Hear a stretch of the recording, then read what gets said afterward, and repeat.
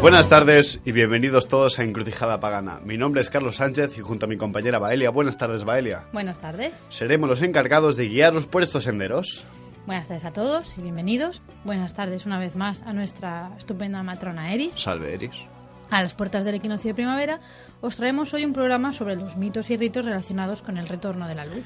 Y es que hemos hablado mucho de la época oscura del año, hemos hecho programas de Samhain, de la caza salvaje, de muertos, pero teníamos pendiente su contraparte luminosa.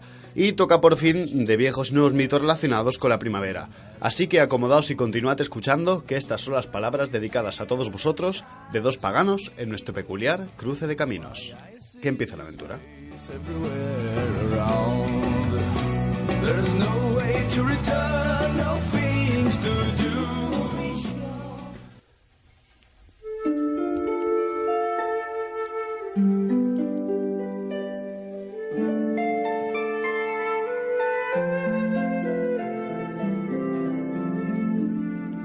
En el neopaganismo, la celebración del equinoccio de primavera recibe el nombre de Ostara o Eostre y forma parte, como Sabbat menor, del calendario anual de celebraciones. Suele celebrarse entre el 20 y el 21 de marzo y astrológicamente se calcula cuando el Sol llega al punto cero de Aries, el primer signo del zodíaco, marcando el comienzo de un nuevo año astrológico. La festividad del equinoccio de primavera se centra en la celebración del retorno de la luz y el calor sobre la tierra, el renacimiento o regreso de los dioses de la vegetación que se han visto apartados durante los meses fríos, una celebración de la fertilidad expresada en el imaginario popular por los símbolos, sobre todo, del huevo y la liebre. Al igual que sucede con otros festivales del ciclo anual, se ha tratado de reclamar el origen pagano de una celebración cristiana, que en este caso sería la Pascua. Y en este proceso se han creado algunos tópicos y malentendidos sobre los que, haciendo un poco honor a la fecha, trataremos de arrojar algo de luz. Una de las mini polémicas... Eris ya empieza a hacer apariciones. Sí, Eris está primaveral. Ya se verá. Pero bueno, una de las mini polémicas en relación con el Festival de Eostre surgió precisamente a raíz de la difusión por parte de la Fundación Richard Dawkins de una imagen de Lilith con el siguiente texto. Easter, la Pascua, fue originalmente una celebración de Istar, la diosa sirio-babilónica de la fertilidad y el sexo. Sus símbolos, como el conejo y el huevo, fueron y aún son símbolos de sexo y fertilidad. ¿O creen de verdad que tienen algo que ver con la resurrección? Después de que Constantino decidiera cristianizar el imperio, la Pascua cambió para representar a Jesús, pero en sus raíces, Easter, que se pronuncia como Istar, está dedicada por completo a la celebración de la fertilidad y el sexo. Bueno, pues por si alguien no lo sabe, Richard Dawkins es un ateo, pero es un ateo radical, ¿no? Y a veces, pues por ejemplo, recomienda prohibir la literatura de fantasía a los niños. Para que veáis un poco, si el rango, o sea, no es que sea ateo, es que es ateo radical, como cualquier otro radicalismo, ¿no? Entonces... No, que no acepta nada, ni siquiera que pueda aparecerte en la cabeza, o sea... Bueno, pues original de la fundación de Richard Dawkins, o no, probablemente este texto se difundió con la intención de molestar a algún católico susceptible. Y parte del paganismo que parece perseguir los mismos fines, o sea, hacer la puñeta, si se puede decir, ¿no? Molestar a los católicos susceptibles, pues se hizo eco también de este mensaje. También se apuntaron al carro otros cristianos empeñados en señalar el catolicismo como una deformación paganizada del cristianismo. Pero, de paso, pues esta información circulando pues hizo también que algunas personas se preguntaran si la Pascua católica o el Ostara o Eostre neopagano tenían alguna relación con la diosa Istar. Así que pues empezaremos por aquí. Efectivamente, Istar, o Inanna, es una divinidad de origen oriental, una diosa de la fertilidad y del sexo, pero también de la guerra, que durante mucho tiempo fue una divinidad principal del panteón, cuyo culto se extendió por todo el Mediterráneo, identificándose con otras diosas y especialmente con Venus. Tenemos que tener en cuenta que Mesopotamia y Egipto son las primeras civilizaciones urbanas desarrolladas, es decir, que tienen excelente de producción, estratificación social, planificación urbana, o sea, no son las primeras civilizaciones de por sí, sino que son las primeras que tienen esta estructura urbana ya con edificios y tal, ¿no? En la antigua Mesopotamia, la astronomía era una ciencia especialmente relevante y, de hecho, a ellos debemos el zodíaco. Pues pegado al templo existía una torre escalonada llamada Sigurat con un tejado plano que se dedicaba a los estudios astronómicos y a la observación del cielo. En esta cultura, el año empezaba precisamente en el equinoccio de primavera y el primer mes era llamado Nisaj, que en sumerio significa retoño o primer brote. El año nuevo era de hecho la festividad más importante, para ellos el equinoccio era Año Nuevo y era la festividad más importante, que se celebraba justo antes de la recolección. La celebración duraba 7 días, durante los cuales, pues como hemos visto con otras celebraciones posteriores, ¿no?, la Saturnalia romana o los carnavales, bueno, pues mientras se celebraba el Año Nuevo sumerio se suprimían las diferencias de clase. Además, en el Zigurat tenía lugar el matrimonio sagrado entre el rey, el monarca del momento, y la suma sacerdotisa, con el propósito de renovar la vida y traer fertilidad a la tierra. Es decir, sería una celebración que en el paganismo moderno correspondería más bien a lo que entendemos por Beltane, pero se tenía lugar en el equinoccio de primavera. Entonces, podemos decir que el equinoccio de primavera era la festividad más importante en el contexto cultural de Inanna o Ishtar.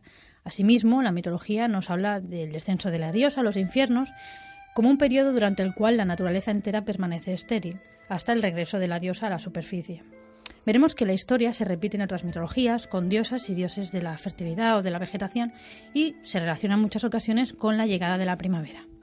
Pero en sí, Ishtar no tiene que ver ni con huevos, ni con conejos de Pascua, ni Eostre, de la que hablaremos más adelante. Tiene por qué ser, de hecho no es, una forma occidental o occidentalizada de Ishtar o Astarte. Son cosas independientes. Este vínculo procedería o bien de estas creencias cristianas de que todos los dioses paganos pueden identificarse con un mismo grupo, más o menos reducido, de demonios que van cambiando de nombre, pero están allí influenciando, o sea, como si todos los paganismos fueran el mismo, o bien puede ser una relación establecida a partir de la creencia que existe en ciertas formas de neopaganismo de que todas las diosas son una misma diosa sin importar los matices culturales, ¿no? Pero bueno, aquí diríamos que Ishtar, por un lado, es una diosa mesopotámica y Eostre, en todo caso, habría sido una divinidad anglosajona, ¿no? Ambas estarían separadas culturalmente en el tiempo y en el espacio. Pero, pues al igual que en otras ocasiones, son varias las costumbres y tradiciones que van a confluir en la forma moderna y hasta cierto punto estandarizada que adoptan las celebraciones paganas. Así que, bueno, pues hay que tener cuidado cuando queremos ser demasiado tajantes a la hora de querer introducir o eliminar un elemento de la receta, ¿no?, de lo que ha sido, de lo que es en la actualidad, para los practicantes del neopaganismo, una festividad como Eostre. No es, de entrada no podemos decir que no tiene nada que ver con Inanna. Sí tiene, pero por otro canal. Ahora, en cuanto a Eostre y Ostara. ¿Qué nos traes, Baelia? ¿Qué esto promete? Bueno, la explicación más extendida de la celebración de Eostre en el neopaganismo implica la existencia de una diosa occidental de la fertilidad llamada Eostre u Ostara, que tendría como símbolos asociados la liebre y los huevos. Sin embargo, la existencia de esta diosa llamada Eostre u Ostara, e incluso de un festival dedicado a ella, es bastante dudosa. Adrian Bot es un escritor que ha dedicado varios años a deconstruir la versión moderna de Ostara, ¿no? Y bueno, pues ha ido argumentando a lo largo de los años lo que él opinaba acerca de la no existencia de esta diosa, y lo hemos ido siguiendo pues para ver la documentación. Bueno, empieza diciendo que la única fuente que habla al respecto de la existencia de Ostara es Beda el Venerable, que vivió entre el 672 y 735. Se trataba de un monje benedictino considerado aún hoy el padre de la historia inglesa. En una de sus obras, este autor explica el nombre de la festividad de Easter, de la Pascua, de la siguiente manera. Eosturmonat, abril, que ahora se traduce como mes pascual, procedía de una diosa suya llamada Eostre, en cuyo honor se celebraban festividades en este mes. Ahora se designa el tiempo pascual por su nombre, llamando a los gozos del nuevo rito por el nombre de la vieja observancia. Bueno, pues efectivamente, como vemos en este fragmento, no habría una conexión entre Eostre y las liebres o los huevos. Beda habla de la existencia de una diosa, que tiene por nombre Eostre, y es posible que esto fuera, de hecho, una figuración suya, ¿no?, una conclusión a la que llegó. Lo que sucede es que Beda gozó de una gran influencia en la historia y su versión, su versión de la historia, se mantuvo hasta hace aproximadamente 50 años, cuando pues las investigaciones se desarrollaron hasta un punto que podían ir mostrando sus posibles errores, ¿no? Errores de interpretación, cosas, no que lo hiciera mala idea, sino simplemente pues como fuente, ¿no?, poder criticar la fuente. Algunos académicos sospechan que Beda pudo haber incluido en sus descripciones suposiciones suyas como hechos fácticos, ¿no? Por ejemplo, Beda aseguró también que sí, es difícil de pronunciar. Jerezmonat, que sería el correspondiente a marzo, debía su nombre a la diosa Reta, tan desconocida como Eostre, ¿no? Lo que pasa es que ni Reta ni Eostre aparecen en principio en ninguna otra fuente, solo son citadas por este fragmento de Veda. Bueno, aunque los días anglosajones reciben el nombre de los dioses, por ejemplo tenemos el Odin's Day, Frey's Day, los meses reciben el nombre en función del clima o de actividades tradicionales, ¿no? No harían referencia directa a dioses o diosas. Por ejemplo, Gili, que sería una forma de Yule, significa rueda, ¿no? Siendo el punto en el que el año gira. O, por ejemplo, Bloodmonat sería el mes de la sangre en el que se mataba a los animales.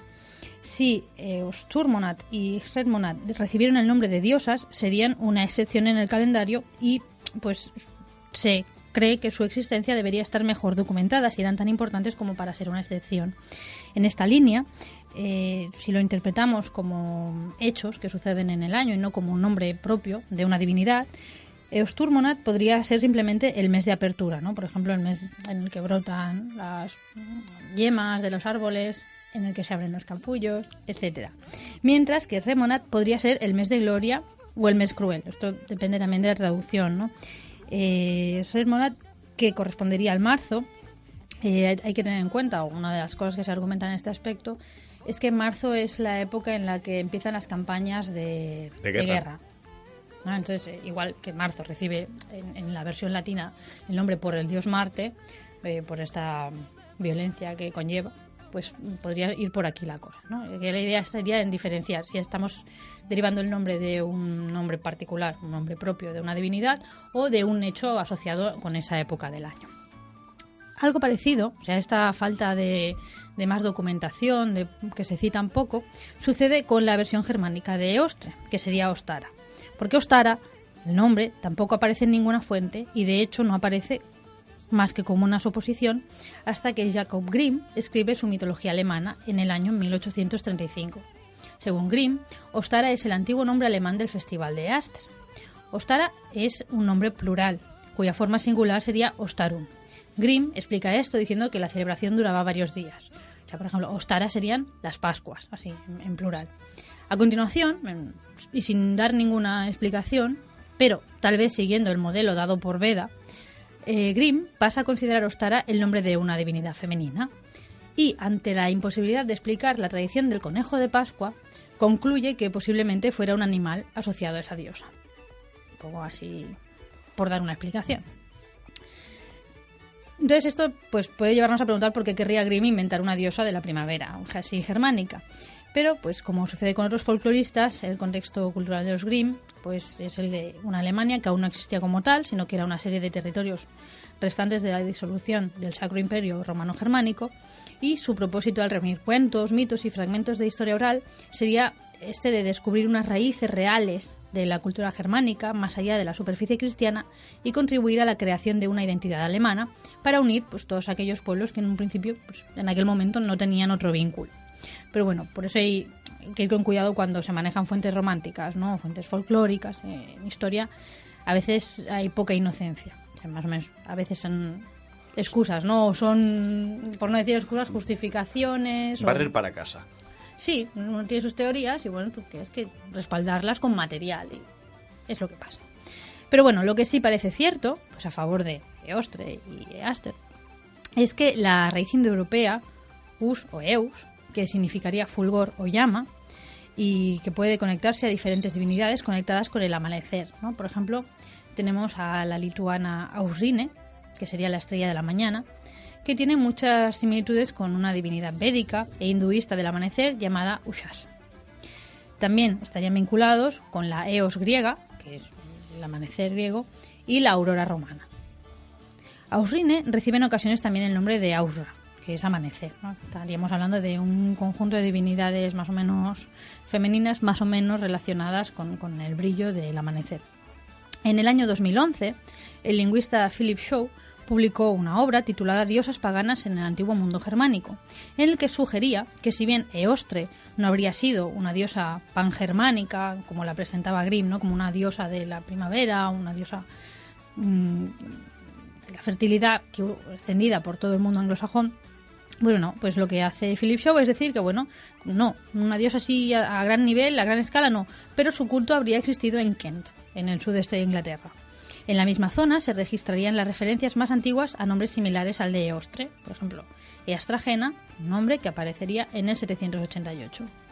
Shaw relaciona este nombre con el culto continental a las matronas que reciben el nombre de Austriaenea, del que se conoce desde 1958 gracias al hallazgo de unas 150 inscripciones votivas romano-germánicas fechables hacia el 150 o 250 antes de nuestra era. Y bueno, pues en la década de los 60 los investigadores vincularon etimológicamente estos nombres de las matronas estas descubiertas con lo que quedaba de nombres que nos recuerdan a Eostre. Bueno, en cuanto a la celebración en sí, o sea, la celebración del equinoccio de primavera o del mes de Eostre, que no tiene por qué coincidir exactamente con el equinoccio, serían calendarios un poco distintos, aunque caigan hacia la misma época del año, pues otra razón para dudar de la explicación que nos da Beda acerca de una deidad pagana detrás del nombre de la festividad se encuentra precisamente en la Europa continental. El biógrafo de Carlomagno, Einhard, que vivió más o menos entre 755 y el 840, relataba que entre las reformas adoptadas por Carlomagno estuvo el cambio de los nombres, de los meses. Por ejemplo, el nombre romano de abril fue cambiado a Ostarmanoth, es decir, el mes de Ostara. Entonces, es bien sabido, conocemos, que Carlomagno persiguió el paganismo germánico y, por ejemplo, que destruyó el santuario de Irminsul en el 772. Irminsul, no está claro si era un roble, como un árbol, o era un gran pilar de madera, pero existió y era venerado por los sajones como una columna que conectaba el cielo con la tierra, ¿no? Pues entre otras cosas, Carlomagno también forzó conversiones y reprimió las revueltas causadas por estas conversiones, ¿no?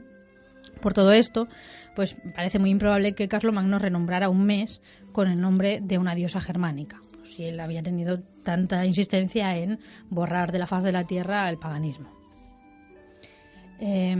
Snorri, en su Historia de los Reyes de Noruega, también nos da un poco de información a este respecto, aunque escribe 200 años después de los hechos, ¿no?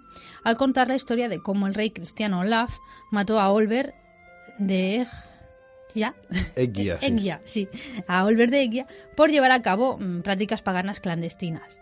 El rey mandó llamar a Thorald para preguntarle qué había de verdad en los rumores que le habían llegado y si realmente se practicaban sacrificios a los antiguos dioses. Y la respuesta que recibió fue la siguiente. Si debo decir la verdad, rey, tal como es, debo declarar que en el interior de la tierra de Thornheim todas las gentes son de fe pagana, aunque algunos de ellos están bautizados. Es su costumbre ofrecer sacrificios en otoño para un buen invierno, un segundo sacrificio a la mitad del invierno y un tercero en el verano. En este participan las gentes de Eina, Sparvi, Veradal y Skaun. Aún hay 12 hombres que presiden estos festivales de sacrificio, y en primavera es Olver quien se encarga de organizar el festival, y ahora está ocupado transportando a Maerin todo lo que necesita para él. Pues en este fragmento, algunos han visto la confirmación de la existencia de un festival pagano primaveral, mientras que otros son más bien de la opinión de que se hace referencia a la organización del festival del verano, ya que Thorald solo habla de 3 grandes festividades de sacrificio, ¿no? Que serían la que se hace a principio en otoño para tener un buen invierno, a la mitad del invierno, y ya después sería la festividad del verano como tal. Como comentamos en alguno de los programas dedicados a brujería, en el paganismo romano, por ejemplo, se realizaban ceremonias al comienzo del tiempo de la siembra y de la cosecha para implorar la ayuda de las deidades. Se hacía una en junio para una cosecha abundante, otra en septiembre para una rica vendimia y una tercera en diciembre para la siembra. Estas festividades son las que dieron origen a las témporas, que en la Iglesia Católica son ciclos litúrgicos correspondientes al final e inicio de las estaciones del año para la bendición de las cosechas.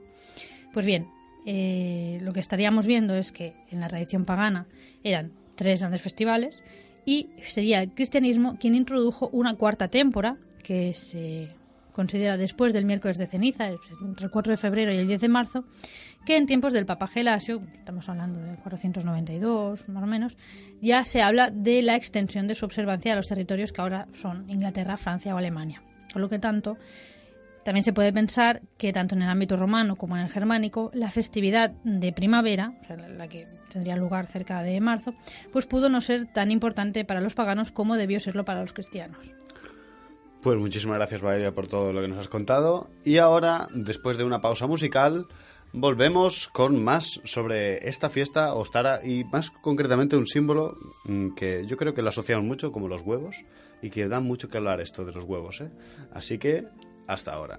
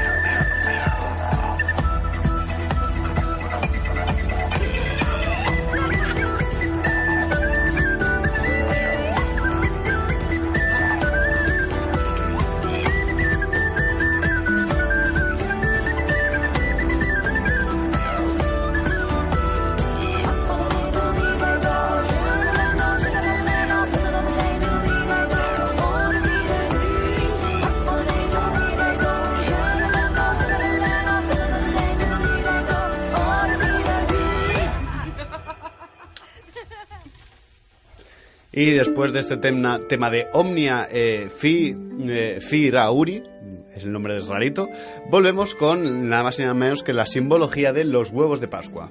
¿Qué nos cuentas, Valeria, sobre los huevos? Bueno, pues en 1859, George Zapper, un académico vienés independiente, coleccionista de literatura medieval, dijo haber descubierto un antiguo manuscrito con un poema germánico del siglo X que contenía mitología precristiana, subsistente, ¿no?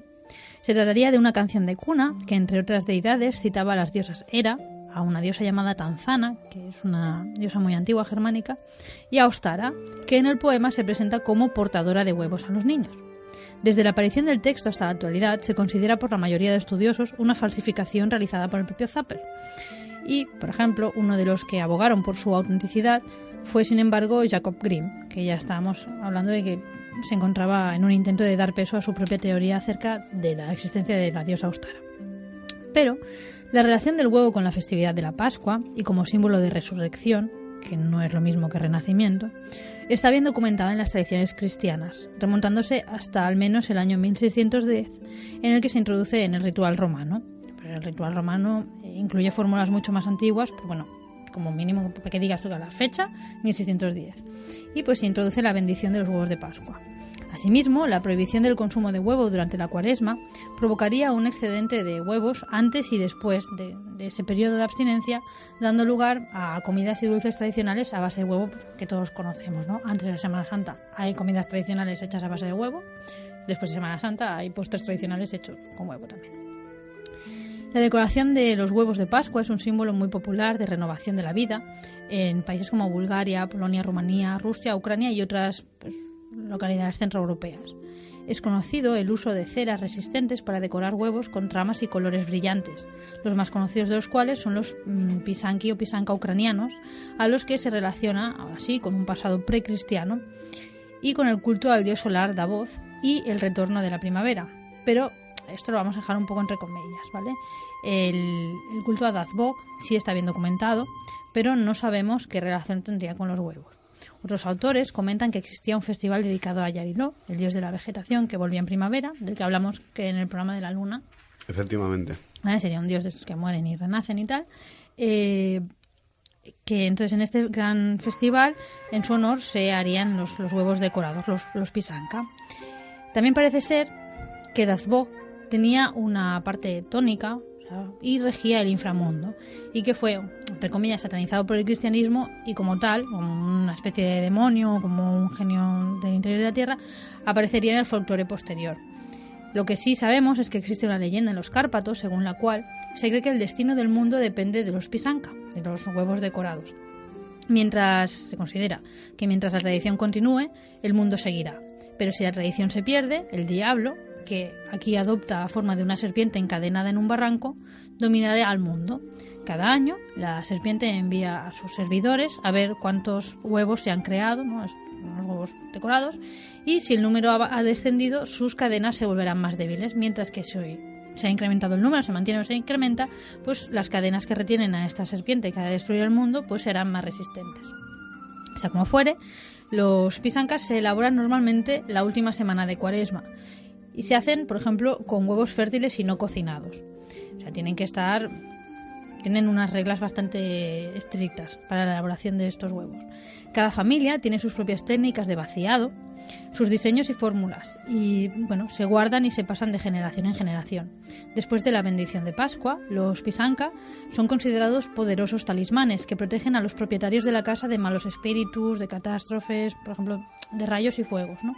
Los más poderosos son los que contienen motivos en espiral, que se considera que atrapan a los demonios, incluso haciéndolos salir de los rincones de la casa en los que se pueden esconder.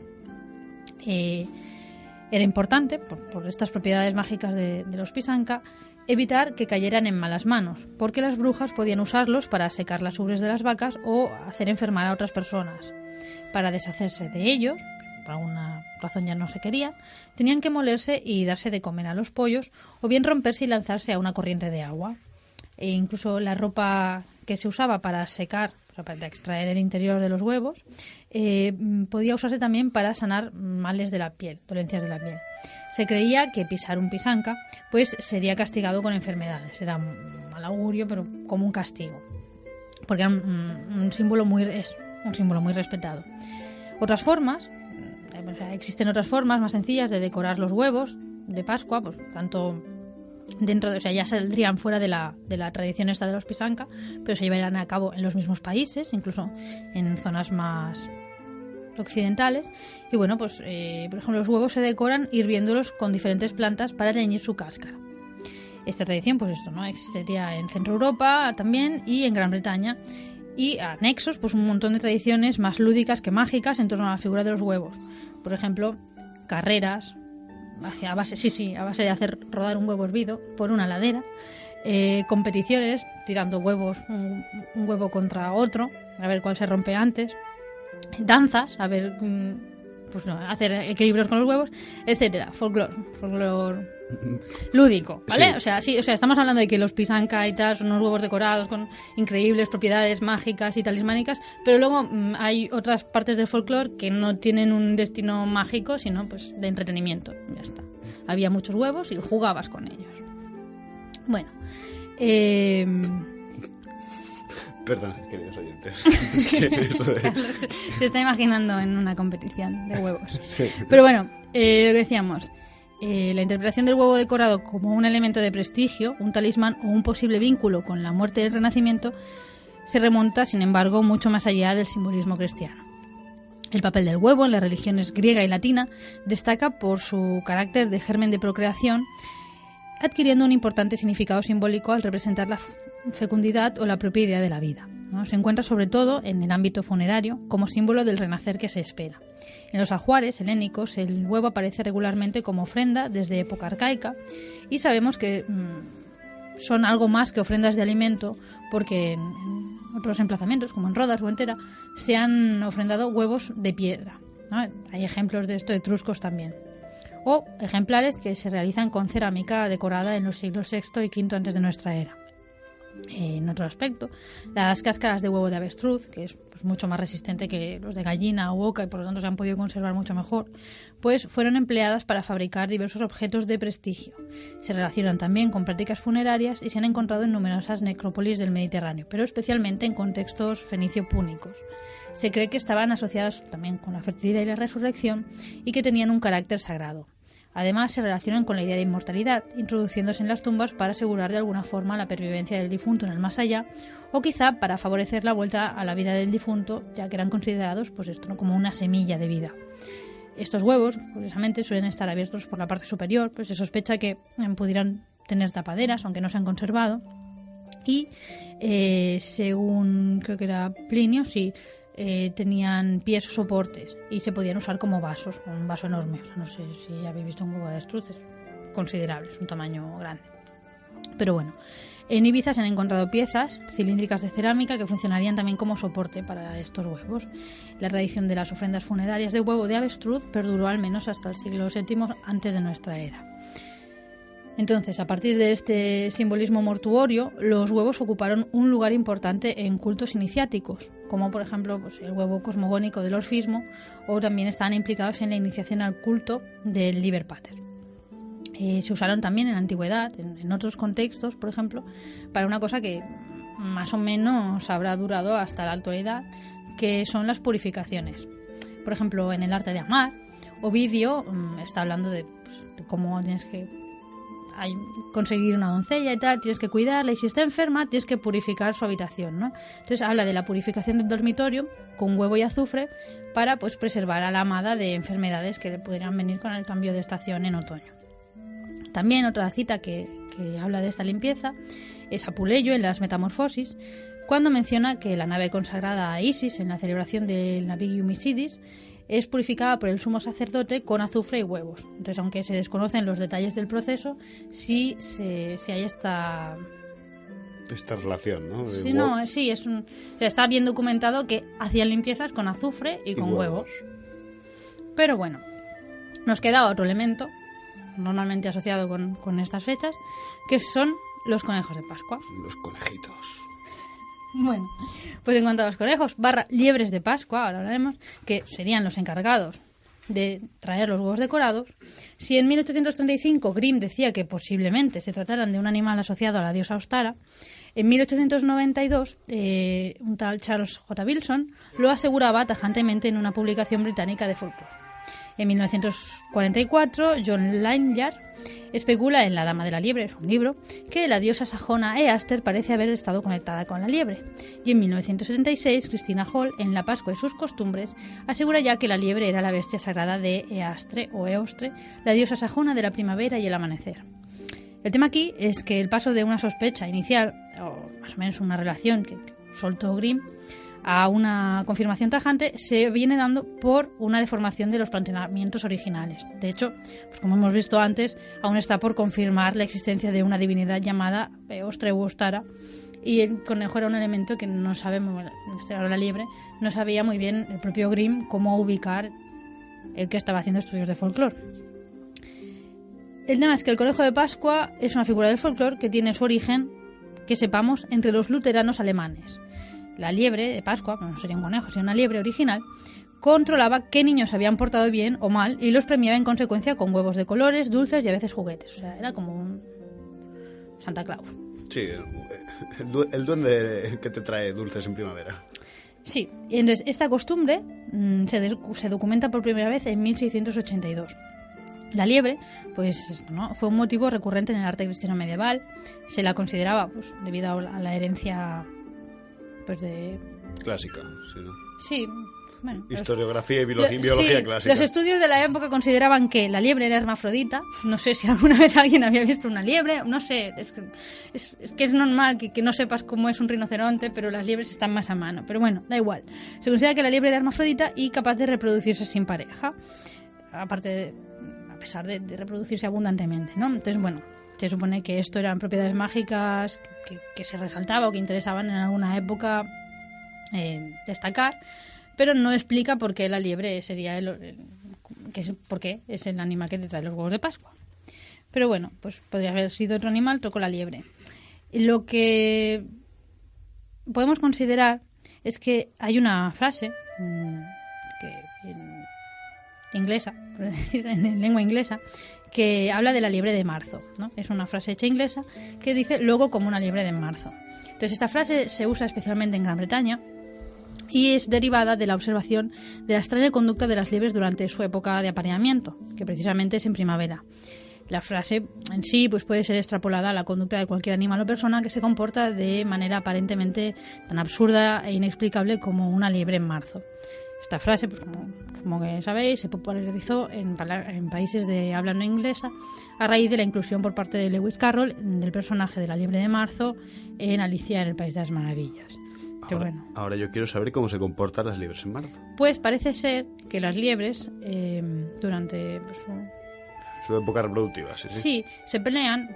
Si no entendí mal, dan saltos hacia arriba, ¿cómo se diría? Sí, brincan, ¿no? Sí, pero hacen como que boxean. Ah. ¿Ok? O sea, tienen una serie de movimientos raros. Pero bueno, entonces, recapitulando. Sí, la liebre, que es un animal que, excepto los estudiosos de los animales de antigüedad, la gente tiene bastante a mano, tiene un comportamiento extraño en marzo.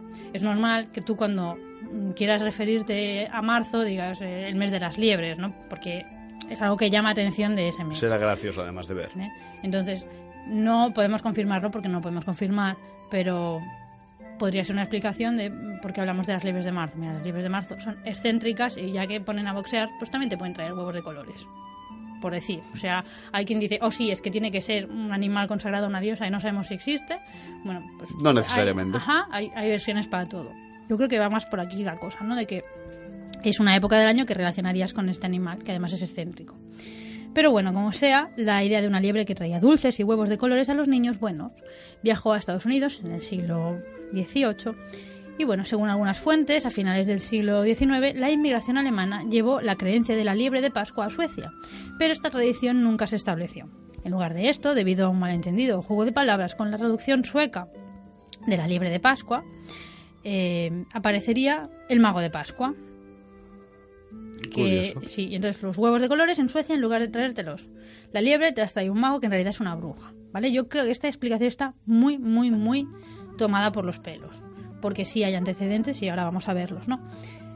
Lo que sucede es que en realidad en Suecia la Pascua es mucho más importante, por ejemplo, que la Navidad o el solsticio de verano, ¿no? O sea, a nivel folclórico se celebra ahí con mucha más intensidad la Pascua. Y se cree que la festividad puede tener allí un origen precristiano, pues, más marcado. Entonces, al igual que sucede con las procesiones de Halloween, ¿no? Y otras que hemos comentado aquí, con tipos de carnaval, etcétera, los niños y las niñas se disfrazan de brujos y van de casa en casa pidiendo dulces y en ocasiones café. Que esto es como para apuntarlo. ¿Van los niños con cafeína? No, porque no irán los niños a pedir café, irán pues en lugares en los que además de niños hagan los adultos, pues los adultos vestidos de bruja pedirán café. Pero bueno, ¿qué se dice en Suecia? Pues el folclore antiguo recoge la creencia de que las brujas volaban en escobas durante estas fechas para ir a bailar con el diablo. La tradición de los disfraces de brujas de Pascua se remonta a principios de 1800 en Suecia y en Finlandia. Pero la asociación entre la Pascua y las brujas es muy anterior en esta zona. Por ejemplo, en una iglesia sueca existe una pintura fechada en 1480 que representa 3 brujas de Pascua sosteniendo cuernos de bebida que se llevaban al diablo para que éste sirviera en ellos cerveza mágica. Es como un crossover son las brujas vikingas. Es muy chulo, o sea, esto es muy chulo. Pero bueno, según la creencia popular, el Jueves Santo las brujas acudían volando al encuentro con el diablo en una montaña secreta. Sería el Blókula, es una pradera secreta a la que solo se accedía a través del vuelo mágico y que se cita en varios procesos de brujería de la zona. O sea, si revisáis en los programas que tenemos de brujería, sería algo así como el Prado de Josafat, por ejemplo. Venusberg, ¿no? Sí, debajo del Venusberg. Sí, hay como 2 versiones. Hay versiones que son una montaña, el interior de la montaña, y hay otras que son prados. Pero hay varios ejemplos de un prado inacabable en el que estaba allí el diablo como rey del sábado y te daba festín. Allí lo que hacías era comer y beber mucho. Yo quiero de esa cerveza mágica, por Dios. Entonces, en este sábado bailaban y celebraban al canto de urracas y cuervos, regresando a tiempo para llegar a la iglesia el domingo por la mañana, donde se creía que su identidad secreta como brujas paganas se podía descubrir porque dirían sus oraciones al revés. Bueno, más o menos se ha conservado con un aspecto festivo la tradición, pero sí es verdad que en los procesos por brujería de la época sale citada como una acusación real el sábado en este monte. Pero bueno, también se pensaba que las brujas de Pascua quedaban atrapadas en las chimeneas o podían quedar allí dentro. Por eso, como protección, se quemaban ramas especiales de 9 variedades de árboles de hoja perenne. Y estos fuegos de protección se mantenían desde el Jueves Santo hasta la mañana de Pascua. Sí, todo el tiempo que las brujas estaban fuera allí celebrando, pues se mantenía esta protección activa. También se pintaban cruces en las puertas e incluso en las narices del ganado.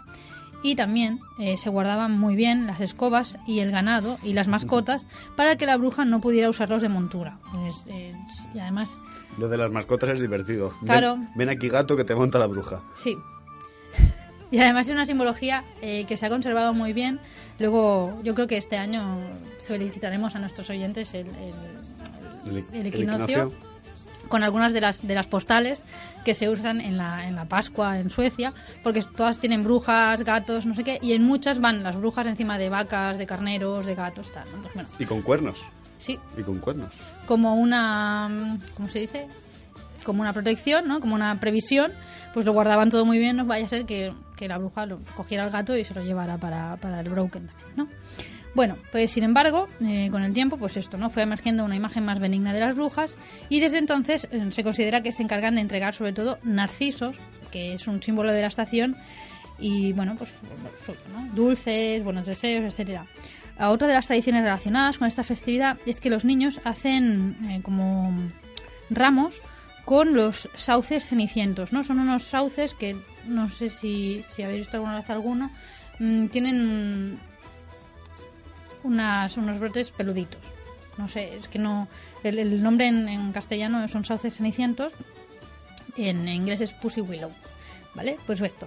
Entonces esa sería la decoración por excelencia, porque es que no son frutos, los brotes peluditos salen en esta época, y entonces hacen los ramos, y el domingo de Ramos salen y van golpeando a una persona con el manojo de sauce y van cantando una canción, ¿no? Entonces más o menos diría: te toco con mi rama mágica que refrescará y te mantendrá a salvo, tú tienes la rama y yo la recompensa. Entonces, bueno, como una reminiscencia, esto de asperjar o de dar golpecitos con ramos lo habíamos visto también entre, pues, si no recuerdo mal, con los romanos en las Lupercalia. Bueno, pero esos eran azotes. Sí, pero bueno, pero de ahí vendrá, ¿eh? Bueno, sí, también las brujas italianas en algunas ocasiones, los venandanti van con ramos de plantas específicas y, bueno, pues nada, a ello. Y bueno, después de esta simbología y todo este ambiente tan primaveral, nos vamos a pasar un poquito más a la literatura, y es que vamos a terminar el programa contando 2 cosas. La primera es la invocación del poeta Ovidio a Flora. La primavera se acerca, llegan las flores, las mariposas y todos los colores que nos trae los dioses en esta época, y como no, me gustaría leer esta invocación del poeta Ovidio, porque la verdad creo que es preciosa y creo que transmite muy bien ahora el color que en este abril que se está aproximando nos va a traer la primavera. La diosa Flora, que Ovidio la describe como madre de las flores, ven que has de ser festejada con juegos y regocijos, que así le comienza a invocar, le contesta al poeta lo siguiente que nos transmite. Gozo de una primavera eterna, el año está siempre sonriente, los árboles tienen siempre hojas, la tierra siempre pastizales. Tengo en los campos que constituyen mi dote un jardín exuberante, el viento lo respeta, una fuente de agua cristalina los riega. Mi marido cubrió este jardín de flores generosas y me dijo, tú, diosa, ostenta la soberanía de las flores. Yo quise muchas veces contar la serie de colores y no pude, su cantidad sobrepasaba la cuenta. ¿Piensas tal vez que mi soberanía se limita únicamente a las tiernas coronas? Mi poder divino afecta también a los campos de labranza. Si las mieses cuajan bien las flores, habrá era rica. Si cuaja bien la flor de la viña, habrá vino. Si cuajan bien las flores del olivo, el año será muy fértil. La miel es regalo mío. Yo soy la que convoco a los insectos que producirán la miel a las violetas, los codesos y los tomillos blanqueantes. Madre de las flores, ven que has de ser festejada con juegos y regocijos. Este es el poema de Ovidio a Flora. Y por último, antes de irnos, pues contaremos el mito de Adonis, ¿no? Un mito muy primaveral, pero curiosamente luego contaremos qué le ocurre a Adonis según la versión de Ovidio, que bueno, es también una versión más dulce, ¿no? El final de Adonis. Bueno, pues cuenta que Afrodita castigó a Mirra, un rey, a mantener una relación con Tías, su propio padre. De esta unión nació un niño que se llamaría Adonis. Afrodita se sentía culpable por lo que había hecho, por lo que recogió al niño y lo introdujo en una caja que decidió entregar a Perséfone. Afrodita no le dijo nada del contenido de la caja, por lo que Perséfone se llevó una gran sorpresa al ver que dentro había un bebé y decidió cuidarlo. Cuando creció, se convirtió en un apuesto y atractivo joven, por lo que cuando fue un adulto se convirtió en el amante de la propia Perséfone.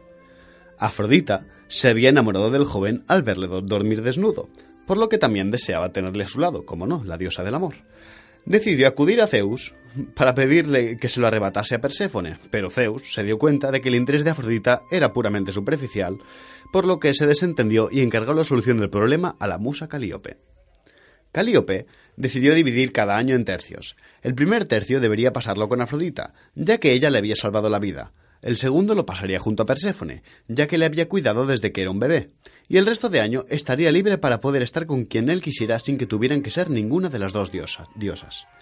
El tiempo fue pasando y cuando le tocó el turno libre, Afrodita decidió usar sus artes y engatusar al joven e intentar enamorarle para que pasara más tiempo junto a ella.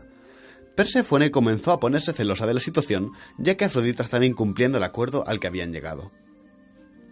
Decidió entonces buscar a Ares, ya que había sido amante de Afrodita. Ares se puso furioso por la situación y así decidió convertirse en jabalí.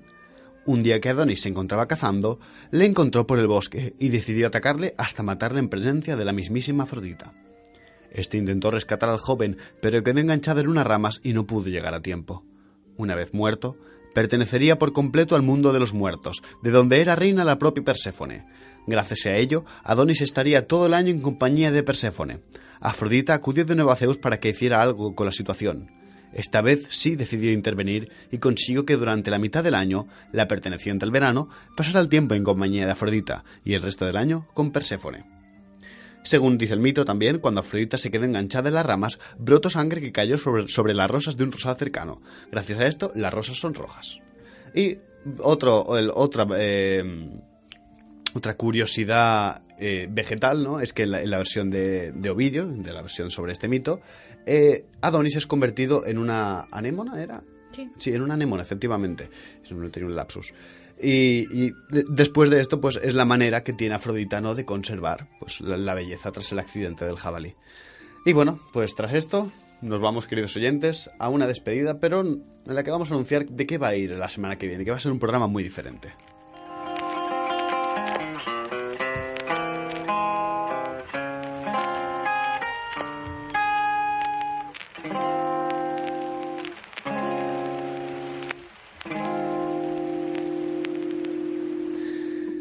Y queridos oyentes, ya terminamos el programa y bueno, vamos a anunciar el programa de la semana que viene porque es un programa que va a ser bastante diferente porque por primera vez en Encrucijada Pagana creo que no vamos a dar nada, bueno, muy poquito sí que daremos, venga.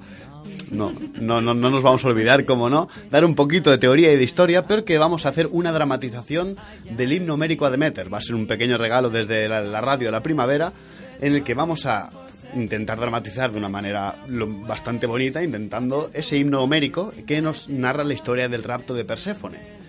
Y bueno, y aparte de ese himno homérico, vamos a también hacer alguna historia o pequeño cuento de primavera, y en el que me gustaría, por favor, si algún oyente se anima, a que nos diga qué cuento primaveral o qué mito primaveral le gustaría que dramatizásemos aquí en Encrucijada Pagana.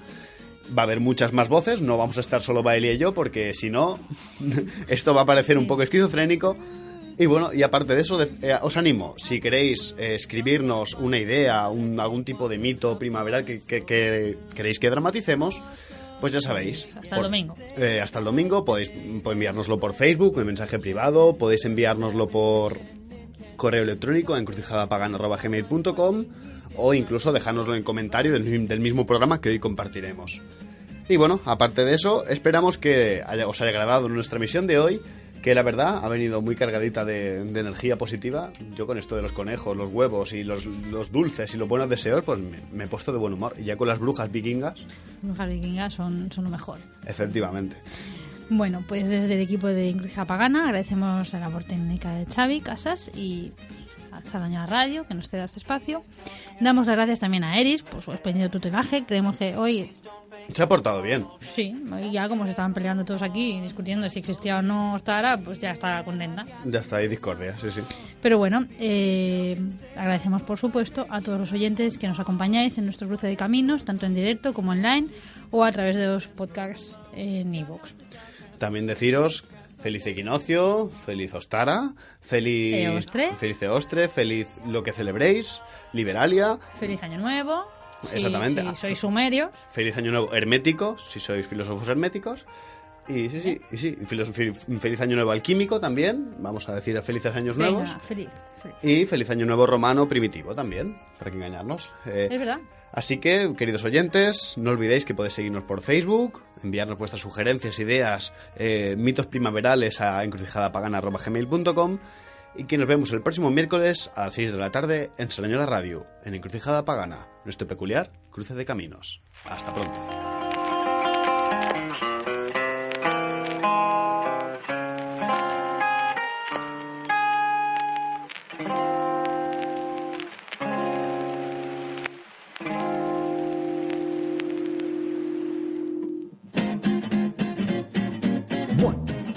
One, two, three, four.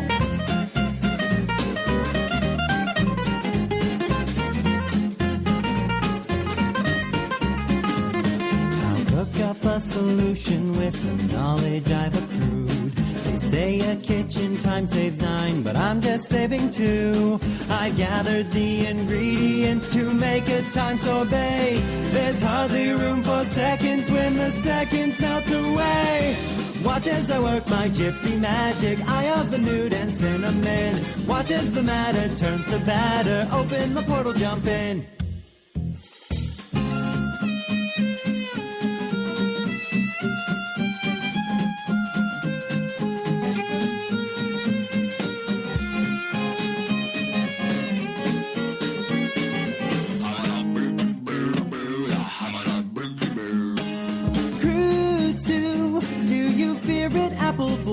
Sometimes life is not a cakewalk served up on a silver spoon.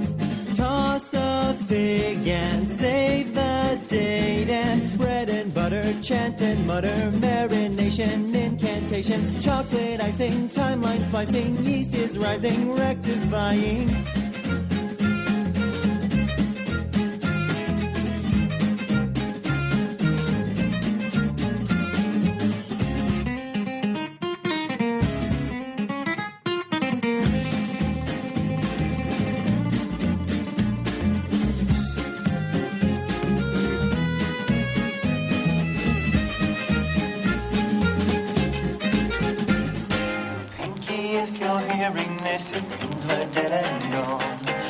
Don't bake a portal, just accept it and move on. My cauldron is preheated and I've got you in my thrall.